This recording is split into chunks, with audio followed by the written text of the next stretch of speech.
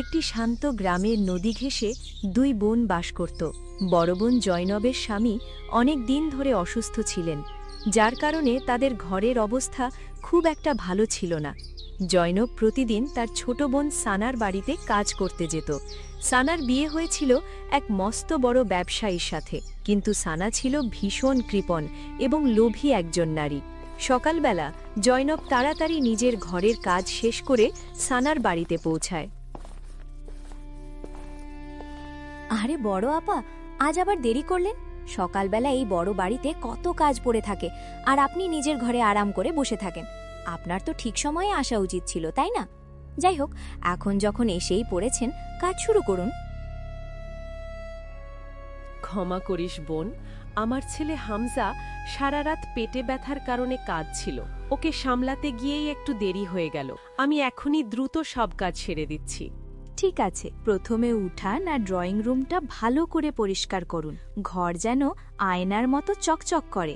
তারপর রান্নাঘরে গিয়ে সব বাসন মেজে দেবেন। মনে রাখবেন, কাজে যেন কোনো ত্রুটি না থাকে। জয়নব তখনই কাজে লেগে যায়। সে প্রথমে উঠান পরিষ্কার করে, তারপর সব ঘরে ঝাড়ু ও মোছা দেয়। ঘরের কোণা কোণা সে ঝকঝকে করে তোলে। জয়নব যখন বাসন ধুতে বসে, তখন সানা আরাম করে চেয়ারে বসে চা খাচ্ছিল। আচ্ছা শুনুন আপা, সব কাজ তো প্রায় শেষই করেছেন। এখন একটু এদিকে দেখুন। এই বস্তাটা থেকে ভালো চালগুলো বেছে পরিষ্কার করে দিন। ভাঙা চাল আর ময়লাগুলো আলাদা করে রাখবেন। আমার বাড়িতে শুধু সেরা চালই রান্না হয়, বুঝেছেন? এরপর জলদি রান্নাঘরে গিয়ে দুপুরের খাবার তৈরি করে দেবেন। জয়নব নিঃশব্দে বসে চাল পরিষ্কার করতে থাকে। তার মনে একটা আশা ছিল। সানা বলেছিল সে কোনো টাকা দেবে না, কিন্তু কাজের বিনিময়ে চাল বা খাবার দেবে। জয়নব ভাবছিল আজ হয়তো কিছু ভালো চাল সে ঘরে নিয়ে যেতে পারবে। সানা, তুই যেমনটি বলেছিলি, আমি ভালো চাল আর ভাঙা চালগুলো আলাদা করে দিয়েছি। তুই একবার দেখে নে।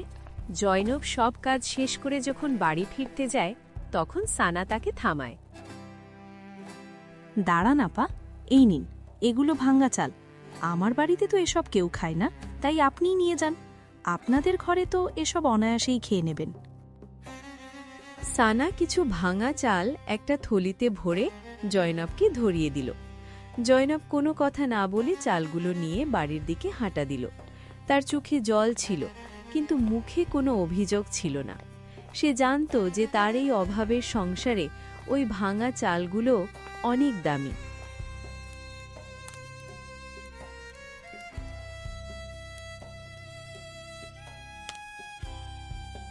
জয়নব সেই চাল রান্না করে তার অসুস্থ স্বামী ও ছেলেকে খাওয়ালো।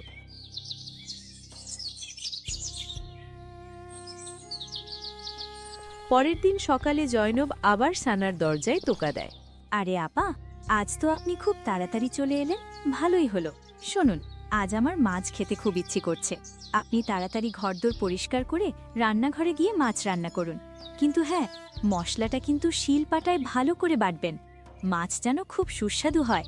আমার স্বামী মজাদার খাবার ছাড়া খেতে পারেন না। ঠিক আছে বোন, তুই যেমন বলবি তেমনই হবে। আমি কাজ শেষ করেই মাছ রান্না করে দিচ্ছি। জয়নব চুপচাপ ঘর ঝাড়ু ও মোছা দেয়, বাসন পরিষ্কার করে, সবশেষে মাছ রান্না করতে বসে। আজও সে মনে মনে ভাবছিল যে তার ছেলে হামজা মাছ খুব ভালোবাসে। জয়নব অনেক পরিশ্রম করে মশলা বাটল, পেঁয়াজ ও রসুন কষিয়ে চমৎকার এক ঝোল রান্না করল। রান্নার ঘ্রাণে সারা বাড়ি মম করতে লাগলো। বাহ আপা, আজ তো দারুণ গন্ধ বেরোচ্ছে। যাক, রান্নাটা চমৎকার হয়েছে। ওনার খেয়ে খুব ভালো লাগবে। আপনি আজ সত্যি অনেক পরিশ্রম করেছেন। সানা আর তার স্বামী আয়েশ করে বসে সেই মাছ খেলেন। জয়নবের চোখে এক ফোঁটা জল চিকচিক করছিল। সে ভাবছিল হয়তো আজ সানা তার ছেলের জন্য সামান্য একটু মাছ দেবে। বিকেলবেলা জয়নব যখন বাড়ি ফিরতে যায়, দাঁড়ান আপা, আজ আপনার জন্য কিছু আছে। এই নিন, গতরাতের বেঁচে যাওয়া কয়েকটা রুটি আর একটু গলে যাওয়া সবজি পড়ে আছে। আপনি এগুলো নিয়ে যান এবং বাড়ি গিয়ে গরম করে খেয়ে নিয়েন। জয়নব কোনো অভিযোগ ছাড়াই সেই বাসি খাবার নিয়ে বাড়ির পথে রওনা হলো। এভাবে দিন কাটতে লাগলো। জয়নব প্রতিদিন কাজ করে, আর বিনিময়ে সানা তাকে বাসি বা খারাপ খাবার দিয়ে বিদায় দেয়। একদিন, শুনুন আপা, কাল সকালে একটু জলদি আসবেন। আমার স্বামীর ব্যবসায় অনেক লাভ হয়েছে, তাই কাল আমরা একটা শুকরানা দাওয়াতের আয়োজন করেছি। অনেক মেহমান আসবে, হরেক রকমের মিষ্টি আর খাবার তৈরি হবে। কাল আমার আপনার সাহায্য খুব দরকার। ঠিক আছে বোন, আমি কাল সকালেই চলে আসব এবং মন দিয়ে সব কাজ করে দেব।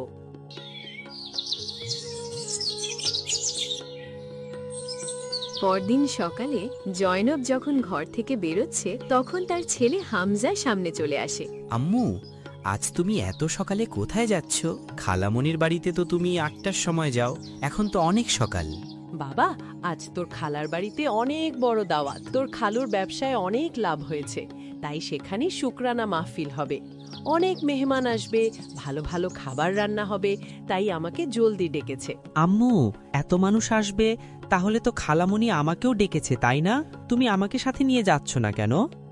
বাবা, আসলে তোর আব্বুর শরীরটা ভালো নেই তো, তুই চলে গেলে উনি ঘরে একা হয়ে পড়বেন, তাই তুই আজ ঘরেই থাক। ঠিক আছে আম্মু, আজ খালামণির বাড়িতে নিশ্চয়ই অনেক মিষ্টি হবে। উনি আমাদের জন্য দেবেন তো? তুমি আমার জন্য নিয়ে এসো আম্মু, আমি অপেক্ষা করব।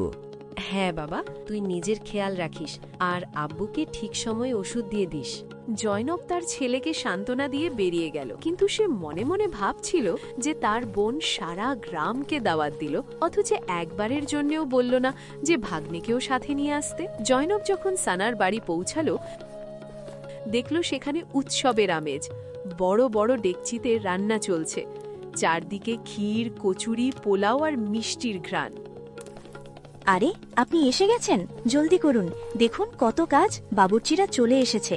আমার সব বাসন পরিষ্কার চাই। ওই কোনায় যে নতুন বাসনগুলো আছে ওগুলো বের করে মেজে ফেলুন। আজ যেন কোনো কমতি না থাকে। প্রথমে বাড়ির বাইরে ঝাড়ু দিন, তারপর যেখানে খাওয়া দাওয়া হবে সেই জায়গাটা ঝকঝকে করে দিন। ঠিক আছে বোন, আমি সব করে দিচ্ছি, তুই চিন্তা করিস না, অভিযোগের কোনো সুযোগ দেব না। জয়নব অনেক পরিশ্রম করে প্রতিটি কোণা পরিষ্কার করল। মেহমানরা আসতে শুরু করলো। সানা দামি গয়না পরে সেজে গুজে ঘুরতে লাগলো। গ্রামের সবাই মিলে দোয়া করলো এবং তারপর সবাইকে খাবার পরিবেশন করা হলো। সারা গ্রামের মানুষ সুস্বাদু সব খাবারের স্বাদ নিল।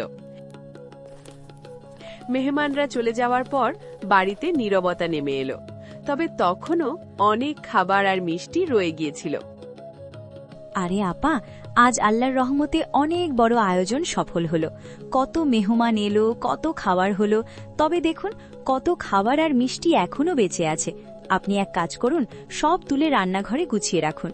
আর হ্যাঁ, মিষ্টির পাত্রের নিচে যে ছোট ছোট গুঁড়ো আর জমে থাকা চিনির স্তর আছে ওগুলো আলাদা করে বের করে নিন। জয়নব মাথা নিচু করে ক্লান্তিহীনভাবে সব মিষ্টি আর খাবার রান্নাঘরে গুছিয়ে রাখল। সানা তার ঘরের ভেতরে একটা পুটলি নিয়ে দাঁড়িয়েছিল। সে জয়নবকে ভেতরে ডাকল। এই নিন আপা, এটা আপনার জন্য। বড় পাত্রে মিষ্টির যে ভেঙে যাওয়া ছোট টুকরোগুলো ছিল আর কিনারায় যে চিনি লেগেছিল এগুলো আপনি নিয়ে যান, আপনার ছেলেকে খাওয়ান, কেননা আমার বাড়িতে এই আবর্জনা কেউ খায় না। জয়নব চুপচাপ সেই থলিটা নিল এবং নিজের বাড়ির দিকে রওনা হল। আজ সে একটি শব্দও করল না। সে বুঝে গিয়েছিল যে তার নিজের বোনের মনে মানবতা বলে কিছু নেই। জয়নব কাঁদতে কাঁদতে বনের রাস্তা দিয়ে হাঁটা শুরু করল। হে আল্লাহ, আজ আমি শেষবারের মতো তোমার কাছে সহায় চাইতাছি। এই অভাব আর অসহায়ত্ব আমি আর সহ্য করতে পারছি না। প্রতিদিনের এই অপমান আমার মনকে পাথর করে দিয়েছে। যদি তোমার আমার উপর সামান্য দয়া থাকে তবে আমার প্রাণ কেড়ে নাও, যাতে এই যন্ত্রণার শেষ হয়। আমার সন্তান আজ আমার চোখে জল দেখতে পারবে না। সে অবোধ শিশু আমার জন্য অপেক্ষা করছে যে মা মিষ্টি আনবে, কিন্তু আমি তো শুধু চিনির গুঁড়ো আর ভাঙা মিষ্টির টুকরো নিয়ে যাচ্ছি। আমি তাকে কি জবাব দেব? বলে দেব যে তোর মা অন্যের এঁটো থালা পরিষ্কার করে বিনিময়ে এই উচ্ছিষ্ট পায়? হে আল্লাহ, আমাকে এই দুঃখ থেকে মুক্তি দাও। জয়নবের প্রতিটি দীর্ঘশ্বাস আকাশ পর্যন্ত পৌঁছালো। হঠাৎ সেখানে এক অদ্ভুত আলো ছড়িয়ে পড়ল। জয়নবের মনে হল কোনো এক গায়েবী শক্তি তাকে মানসিক শান্তি দিচ্ছে। সে কাঁদতে কাঁদতে নিজের বাড়ির দিকে রওনা হল। বাড়ির বাইরে তার ছেলে হামজা বসে তার জন্য অপেক্ষা করছিল। আম্মু, তুমি এসেছো? দেখো আমি কতক্ষণ ধরে তোমার পথ চেয়ে আছি। তুমি কি আমার জন্য মিষ্টি এনেছো? আম্মু, জলদি পুটলিটা খোলো না, আমি মিষ্টি আর ভালো খাবার খাবো। জয়নব কাপা কাপা হাতে সেই থলিটা খুলল, আর তখনই এক মোজেজা ঘটল। সেই থলির ভেতরে ছিল হরেক রকমের রঙিন মিষ্টি, লাড্ডু, জিলাপি, কচুরি আর সব সুস্বাদু খাবার। হামজা খুশিতে লাফিয়ে উঠল এবং তৃপ্তি করে খেতে লাগল। হে ওপরওয়ালা, এটা কিভাবে সম্ভব? আমি তো শুধু চিনির গুঁড়ো এনেছিলাম। এই তাজা মিষ্টি আর খাবার কোথা থেকে এলো? জয়নব বুঝতে পারছিল না এই অলৌকিক ঘটনা কিভাবে ঘটল। সে ভয়ে ভয়ে ঘরের ভেতরে গেল এবং সেখানকার দৃশ্য দেখে স্তব্ধ হয়ে গেল। তার জরাজীর্ণ ঘরটি সোনা রূপায় ভরে গেছে। শুধু তাই নয়, তার অসুস্থ স্বামী, যিনি মাসের পর মাস বিছানায় ছিলেন, তিনি এখন সম্পূর্ণ সুস্থ হয়ে দাঁড়িয়ে আছেন। জয়নব, এই আলো কিসের? সারা ঘর সম্পদে কিভাবে ভরে গেল? আর দেখো, আমি পুরোপুরি সুস্থ হয়ে গেছি, আমি নিজের পায়ে দাঁড়িয়ে আছি। এটা কেমন অলৌকিক ব্যাপার? এসবই আল্লাহর রহমত। আমি তো সানার বাড়ি থেকে শুধু আবর্জনা নিয়ে বেরিয়েছিলাম। পথে আমি আল্লাহর কাছে আমার সব দুঃখের কথা বলেছি। আমি তো মৃত্যু চেয়েছিলাম, কিন্তু তিনি আমার ডাক শুনেছেন এবং আমাদের জীবন বদলে দিয়েছেন। সেই দিনের পর সব বদলে গেল। যে গরিব পরিবারটি শুধু ক্ষুধা আর চোখের জল দেখেছে, আজ তাদের জীবন খুশিতে ভরে গেছে।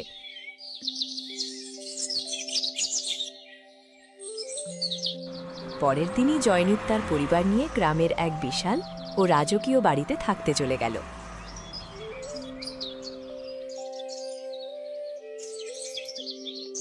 3 দিন কেটে গেল। জয়নব এখন শান্তিতে বাস করছে। তার স্বামী আবার চাষবাস দেখাশোনা শুরু করেছেন। ওদিকে সানা নিজের বাড়িতে বসে ভাবছিল, আরে 3 দিন হয়ে গেল, কিন্তু বড় আপা এখনো কাজে আসছেন না কেন? না ঘর পরিষ্কার করতে, না বাসন ধুতে। অসুস্থ হয়ে পড়লেন নাকি অন্য কিছু? এই শোনো, এখনই গিয়ে দেখো আমার বড় আপা কোথায়। খোঁজ নাও উনি কাজে কেন আসছেন না। চাকর দ্রুত জয়নবের পুরনো বাড়িতে গেল, কিন্তু সেখানে কেউ ছিল না। পরে যখন সে রাজপ্রাসাদের মতো নতুন বাড়িটি দেখল, চোখ কপারে উঠল। সে দেখল জয়নব খুব আয়েশ করে তার ছেলের সাথে বসে আছে এবং চারদিকে শুধু সম্পদ আর সম্পদ। চাকর দৌড়ে সানার কাছে পৌঁছালো। মালকিন, এ তো সর্বনাশ হয়ে গেছে। আপনার বড় আপা তো রাতারাতি বড়লোক হয়ে গেছেন। ওনার ঘর সোনাদানায় ভরা। ওনার স্বামীর অসুখও গায়েব হয়ে গেছে। মনে হচ্ছে ওনার কপাল খুলে গেছে। কি? এটা কিভাবে হয়? আমি যখন তাকে পাঠিয়েছিলাম তখন তো শুধু বেঁচে যাওয়া খাবারের টুকরো আর লেগে থাকা চিনি দিয়েছিলাম। তাহলে এত সম্পদ কোথা থেকে এলো? ওই চাকরানি এত ধনী কিভাবে হলো? আমাকে এর রহস্য জানতেই হবে। সেদিন সন্ধ্যায় যখন সানার স্বামী বাড়ি ফিরলেন, তখন সানা সব কথা তাকে বলল। শুনছেন আপনি? আমার বড় আপা জয়নব হঠাৎ বড়লোক হয়ে গেছে। তার ভাঙা ঘর এখন প্রাসাদ, আর তার স্বামীর অসুখও সেরে গেছে। আমি বুঝতে পারছি না রাতারাতি এটা কিভাবে হলো। আরে বাহ, এটা তো খুব ভালো কথা। তোমার বোন অনেক কষ্ট করেছেন। তুমি নিজে গিয়ে ওনাকে জিজ্ঞেস করো কিভাবে এসব হলো। সানা মনে মনে ঠিক করল সেই রহস্য উদ্ধার করবেই। সে তখনই তৈরি হল এবং মনে মনে হিংসা নিয়ে জয়নবের নতুন বাড়ির দিকে রওনা হল।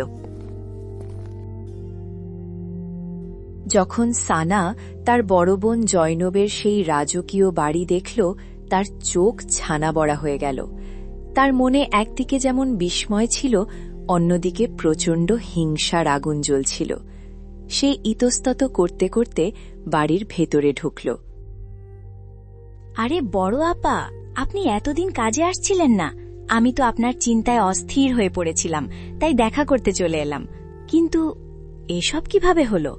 আপনি রাতারাতি এত ধনী কিভাবে হলেন? আমাকেও একটু বলুন না, এই রহস্যটা কি?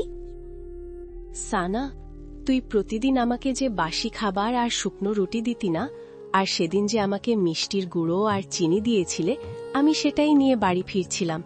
আল্লাহর কাছে কেঁদে আমার সব দুঃখ জানালাম। ব্যাস, ওনার দয়া হলো আর আমাদের জীবন বদলে গেল। জয়নবের সচ্ছলতা দেখে সানার মনে শান্তি এলো না। বরং তার ভেতরের লোভের আগুন দাও দাও করে জ্বলে উঠল। সে মনে মনে ঠিক করল সে বড় বোনের চেয়েও বেশি ধনী হয়ে দেখাবে। সে দ্রুত বাড়ি ফিরে তার স্বামীকে বলল, শুনছেন, আমি জেনে গেছি আপা কিভাবে ধনী হয়েছে। আমি যে খারাপ খাবারগুলো ওনাকে দিতাম, উনি সেগুলো দেখেই দোয়া করেছেন, আর দেখুন উনি প্রাসাদ পেয়ে গেছেন। এখন আমাদেরও তেমনটি করতে হবে। আরে পাগল, আমরা আগে থেকেই সুখে আছি।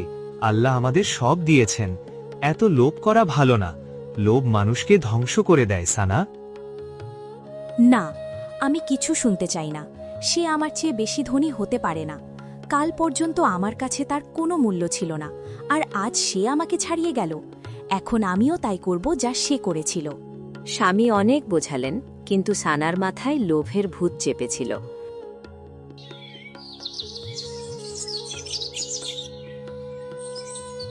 পরের দিন দুপুরে সে জয়নবের বাড়িতে গিয়ে কুম্ভীর আশ্রু ফেলতে লাগল।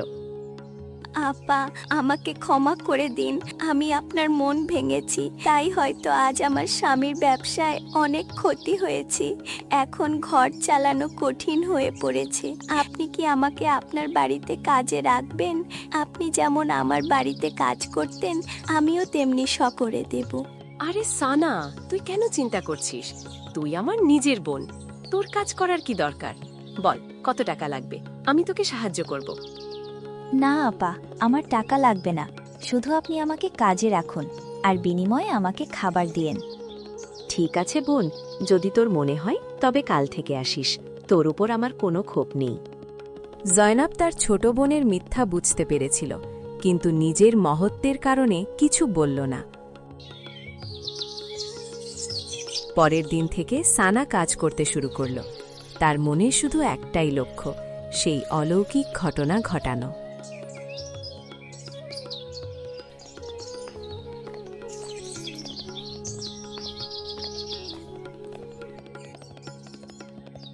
সানা, এসেছিস? আজ ঘরে অনেক কাজ আছে, তুই একটু ঘর পরিষ্কার কর, আমি রান্নাটা দেখছি। হ্যাঁ আপা, আপনি চিন্তা করবেন না।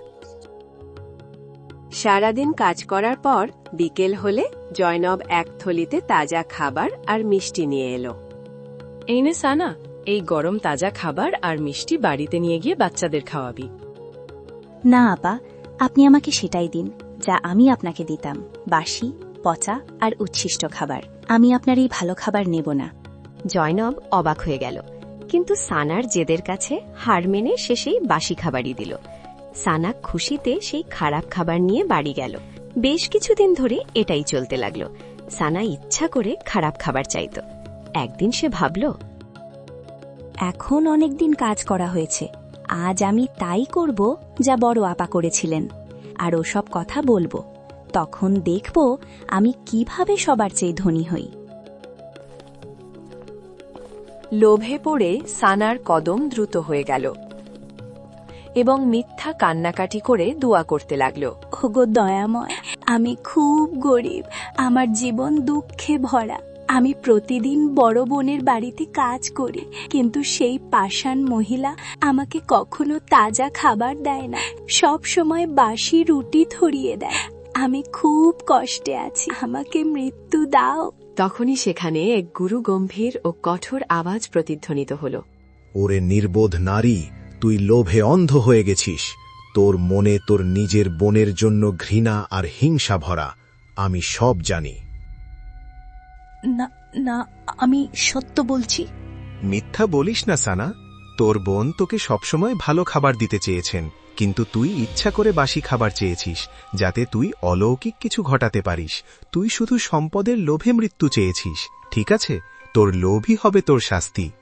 ক্ষমা করুন, আমি লোভে পড়ে ভুল করেছি।